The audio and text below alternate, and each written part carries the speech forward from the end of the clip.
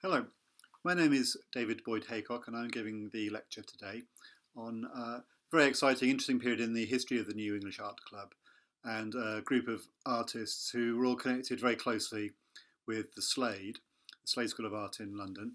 And I met Pete Brown a couple of years ago when I was writing a short article about him for an exhibition he was having at Messham's Art Gallery.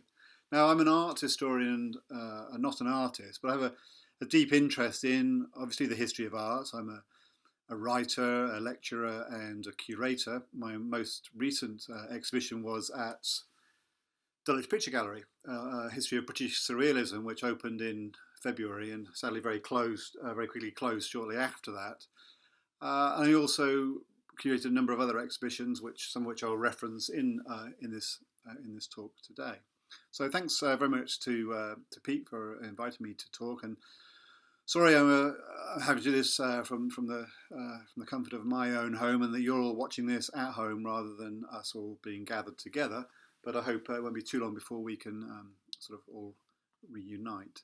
Now I'm going to sort of show you a selection of slides which I'm going to work through, and I hope you enjoy the next half hour or so of me talking.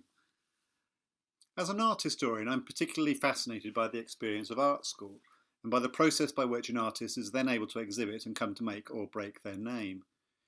It was this interest in the art school experience that I set out to examine in my 2009 book, A Crisis of Brilliance: 5 Young British Artists and the Great War. In that respect, the book was an attempt to explore the way in which art students everywhere and anywhere and at any time learn their craft. The 5 artists I looked at all studied at the Slade School of Art in London. They are all by now pretty well-known names in the canon of modern British art. They were Dora Carrington, Stanley Spencer, Mark Gertler, Christopher Richard Wynne Nevinson, and Paul Nash. 4 of them can be seen in this photograph, which was taken in or around 1912. It shows a group of students and their teachers from the Slade on their annual summer picnic. Spencer's there in the front row, to the right of Adrian Allinson, the man with the dog. Nevinson and Gertler sit together in the middle of the front row, in shirt sleeves and fine hats, and Carrington is there, seated near them on the far left. Nevinson and Gertler didn't know it at this point, but they were both of them madly in love with Carrington. That's why they're still best of friends and sitting almost arm in arm together. They'd fall out not long after this photograph was taken. Young love is another thing I'm quite interested in, and it crops up a lot in that book. Again, it's not something I quite have time to go into here today, but as I will also be talking about Augustus John, it will have a little relevance. By the time he was 30, John had had 7 sons with his wife and his mistress. By 1945, he would have had at least 13 children by 5 different women, something that in part explains his raucous bohemian reputation.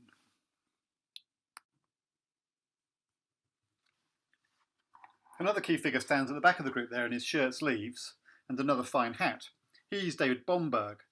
When in 2013 I came to curate an exhibition based on my book at Dulwich Picture Gallery, I also chose to include Bomberg in the show. This was because his work was so different from that of the others, so unusual and exciting and vibrant. And as I'm showing photographs, I should also include a picture here of young Paul Nash. I don't want to trouble you too much with birth dates, but by the time the Slade picnic photograph was taken in 1912, these artists were all in their early 20s. Together, these 6 would eventually prove themselves to be some of the most exciting British artists of the first half of the century. I was very interested in how they influenced one another whilst at the Slade, and also in how they emerged onto the public scene in the years immediately after they left the school. Here, by the way, is a photograph of the Slade as it looked in 1910, when these 6 were all students there. I should add that there were a number of other very important students at the same time, including Edward Wadsworth, William Roberts, and, very briefly, Ben Nicholson. So you get an idea of how significant the Slade was as a school for producing excellent artists at that time. As you're all probably very well aware, the Slade is part of University College London and is to be found on Gower Street, a short walk north from the British Museum. and it still looks very much like this today. One of the places where a great number of Slade students first exhibited their work in the years before the First World War and even after it was at the New English Art Club, one of the either of the two big exhibitions that were held in the spring and the autumn. Now, why was that? Let's go back to the picnic photograph. The man at the back there, immediately to the right of David Bomberg, is the important one. He's the Slade professor, Fred Brown. No relation, I should say, to the current NEAC president, Peter Brown. Fred Brown had himself trained at the Slade in the 1870s before going on to spend a few years studying and painting in Paris. Then, in 1886, he was one of the founder members of the New English. After this, he went on to become head of the Westminster Art School. There, his most famous pupil was Aubrey Beardsley. And the Tate collection has this lovely drawing by Beardsley from 1892. And then if you look closely up in there in the left-hand corner, you'll see the significant initials NEAC beneath Brown's name.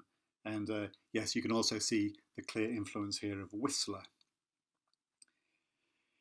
In 1892, the year this drawing was made, Brown was appointed head of the Slade School, Slade Professor. This inevitably brought the school's students more closely into the orbit of the NEAC. But they were further aided in this relationship by the two chief appointments Brown made to the Slade's teaching staff. The first of these was Philip Wilson Steer, who taught painting.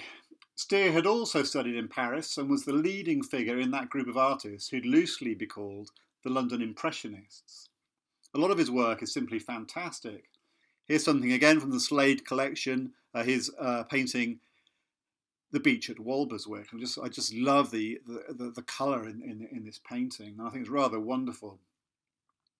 The critic and curator Frank Rutter would later call Steer the king of the New English. There's a wonderful photograph of him sitting with two of his Slade students, the aforementioned Augustus John there on the left and in the middle Ambrose McAvoy, in about 1900. And there are some great stories of Steer teaching at the Slade. He was not the most active of teachers. People would recall him sort of sitting behind them as they were painting and waiting for him to sort of comment on what they were doing. And there'd just be silence from Steer. And eventually they'd look round only to find that he'd fallen fast asleep.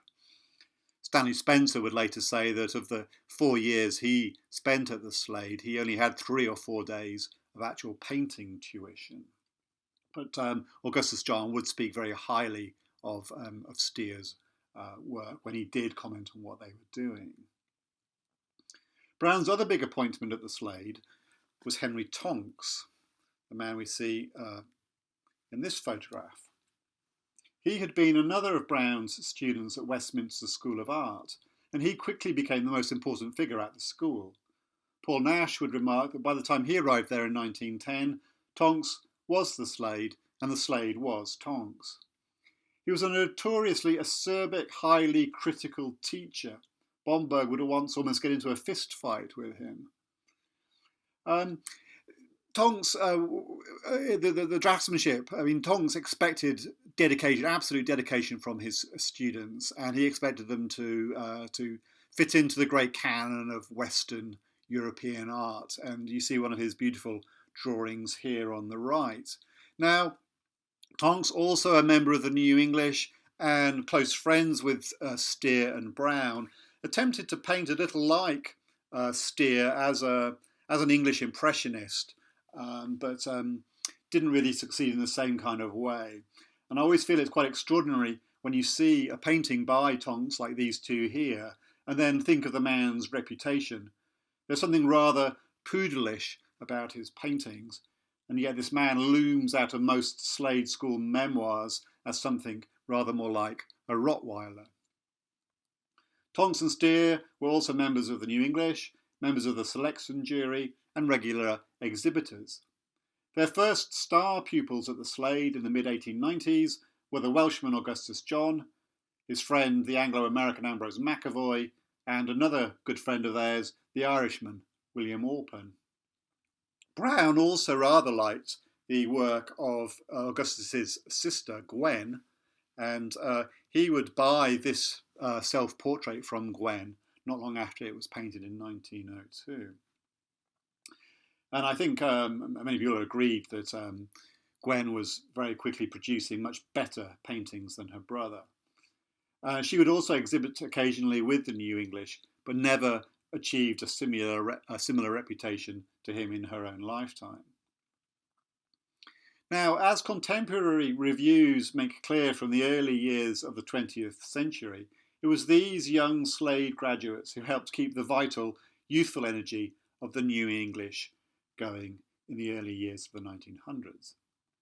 Thus, in a review of the Spring 1901 exhibition, the Athenaeum observed that the rising generation of artists, those who are but just emerging from the schools, are year by year taking a more assured position at the New English Art Club. By the autumn, the same journal was noting that it was the younger men, those who had barely left the schools, who had been the most prominent exhibitors in the spring. Then, in November 1903, the Athenaeum gave high praise to this painting, Augustus John's portrait of Professor John Mackay, now in the Victorian Gallery and Museum in Liverpool.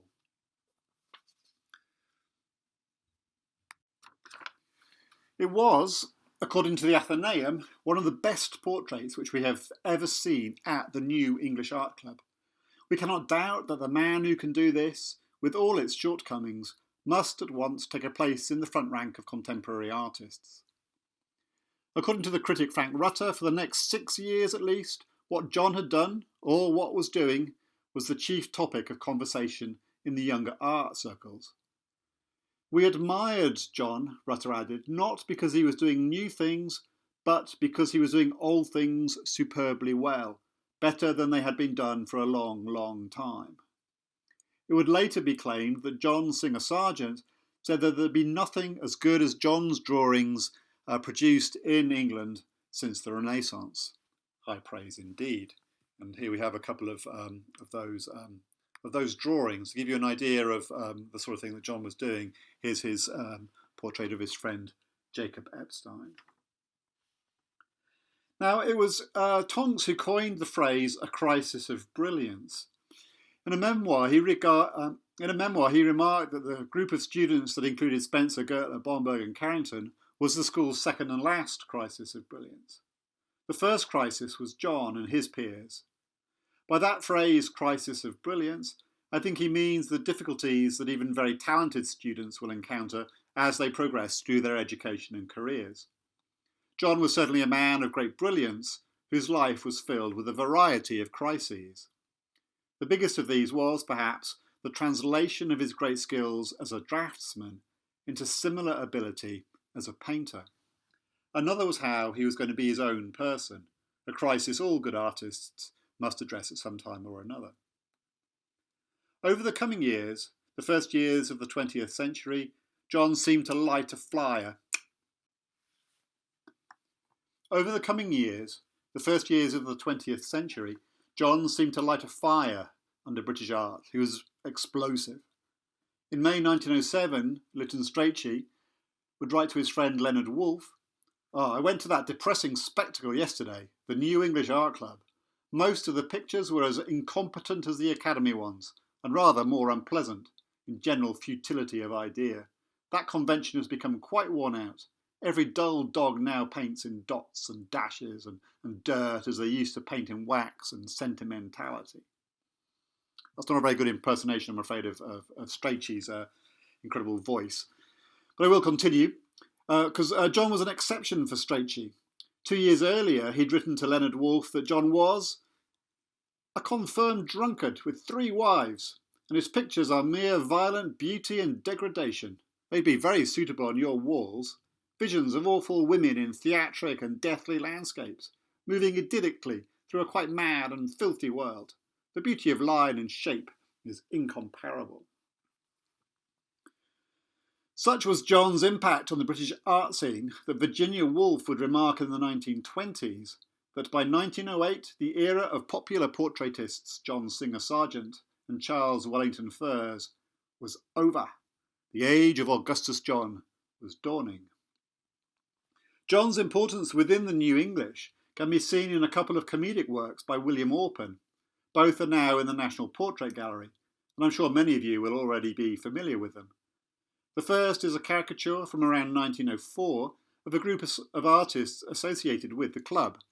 Steer, Tonks and Brown are the trio in the middle of the group, whilst Augustus John is the bearded figure in the checked suit, following along behind another influential member of the club, the Slade graduate William Rothenstein. At the front of the group, the former Slade professor Alphonse Legros is in conversation with the French sculptor Rodin. Legros had preceded Brown as professor at the Slade.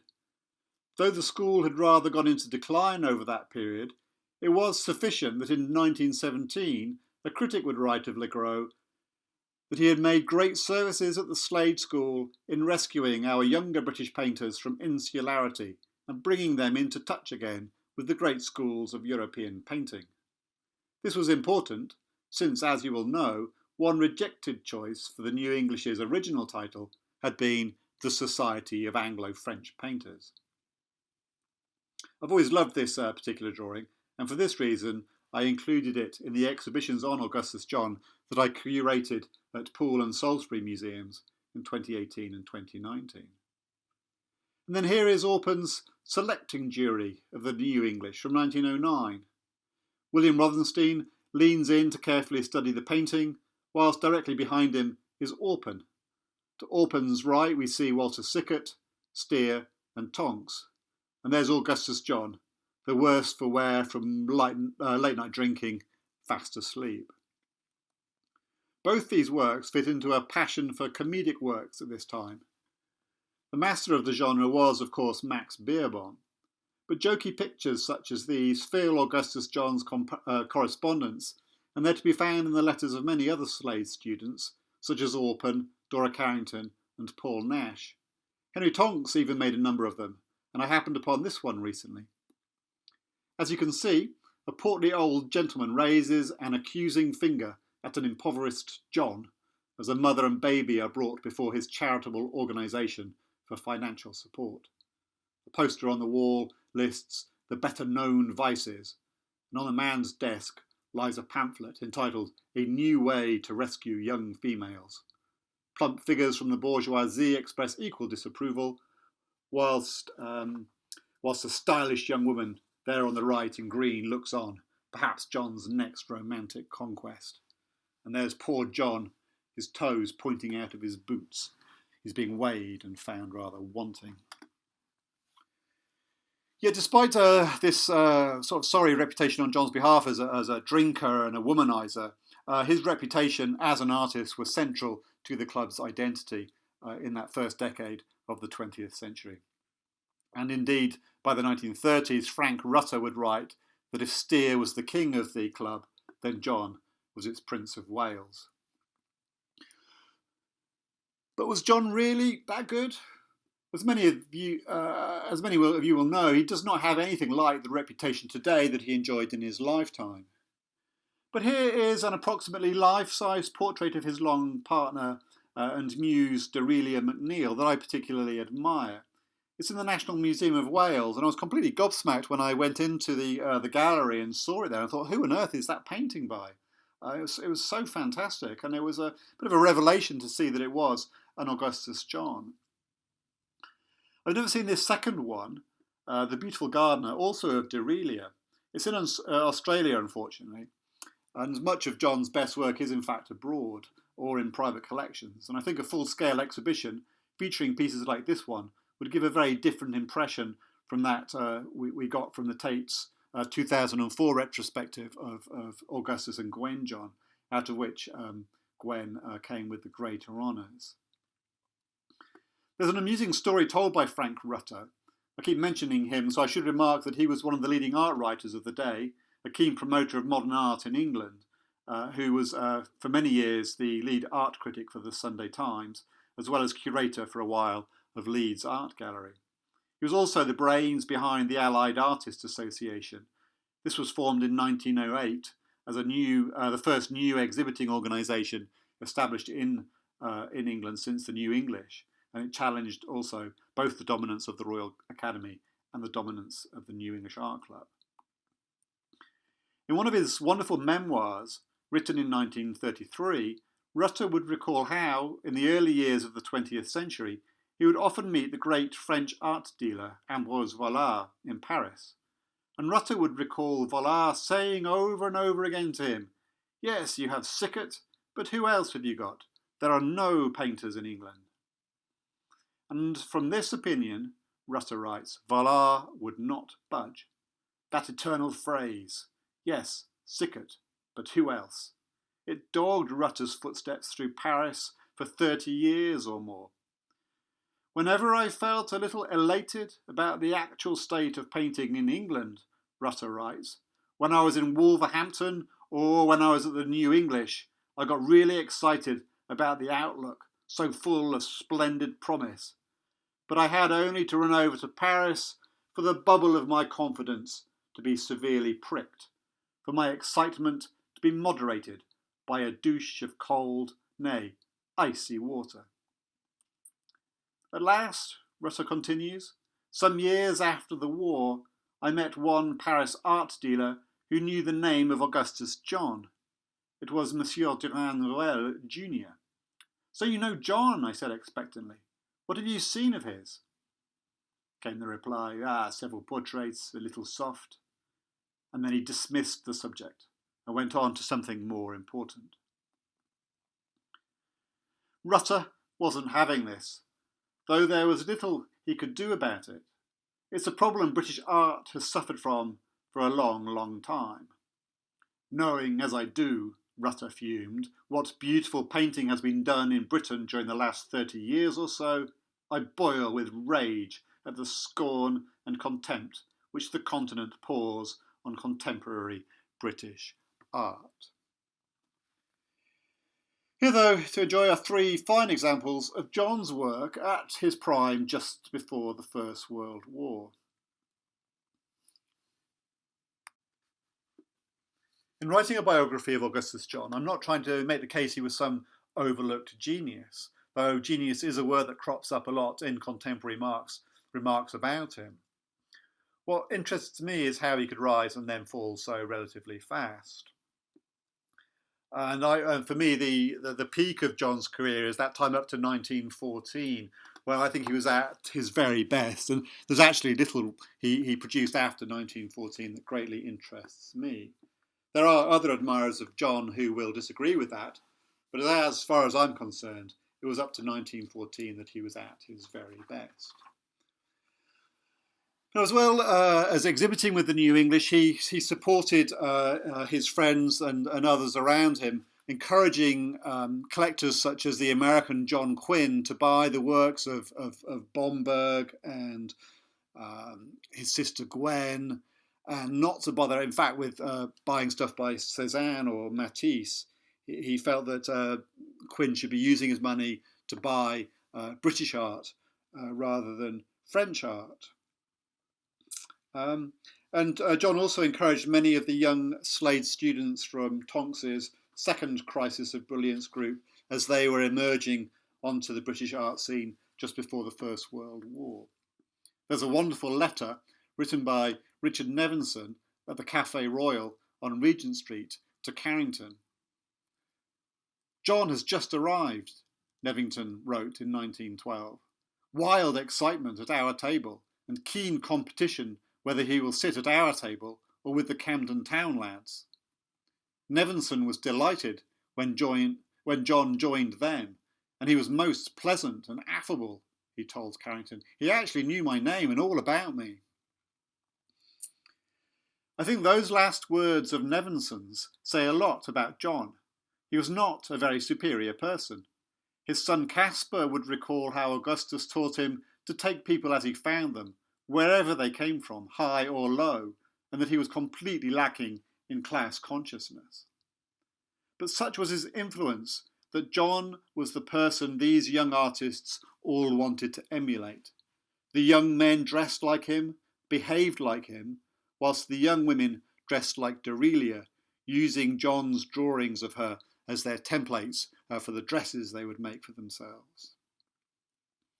One chief place where John could help these students make their names, and where he had made his own name first, was at the New English.